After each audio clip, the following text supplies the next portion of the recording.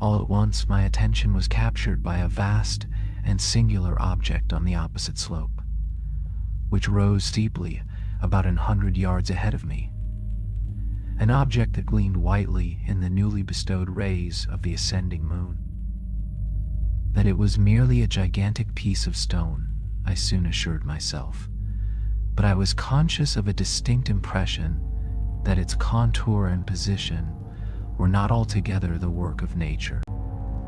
For despite its enormous magnitude and its position in an abyss which had yawned at the bottom of the sea since the world was young, I perceived beyond a doubt that the strange object was a well-shaped monolith, whose massive bulk had known the workmanship and perhaps the worship of living and thinking creatures.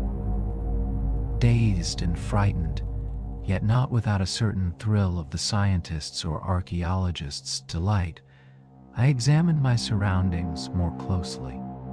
The moon, now near the zenith, shone weirdly and vividly above the towering steeps that hemmed in the chasm, and revealed the fact that a far-flung body of water flowed at the bottom, winding out of sight in both directions, and almost lapping my feet as I stood on the slope.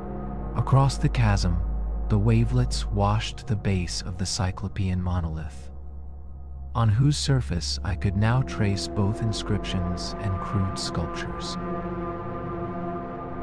The writing was in a system of hieroglyphics unknown to me, and unlike anything I had ever seen in books, consisting for the most part of conventionalized aquatic symbols such as fishes, eels, octopi, crustaceans, mollusks, whales, and the like. Several characters obviously represented marine things which are unknown to the modern world, but whose decomposing forms I had observed on the ocean-risen plain. It was the pictorial carving, however, that did most to hold me spellbound. Plainly visible across the intervening water on account of their enormous size were an array of bas-reliefs whose subjects would have excited the envy of a Doré. I think that these things were supposed to depict men, at least a certain sort of men, though the creatures were shown disporting like fishes in the waters of some marine grotto, or paying homage at some monolithic shrine which appeared to be under the waves as well.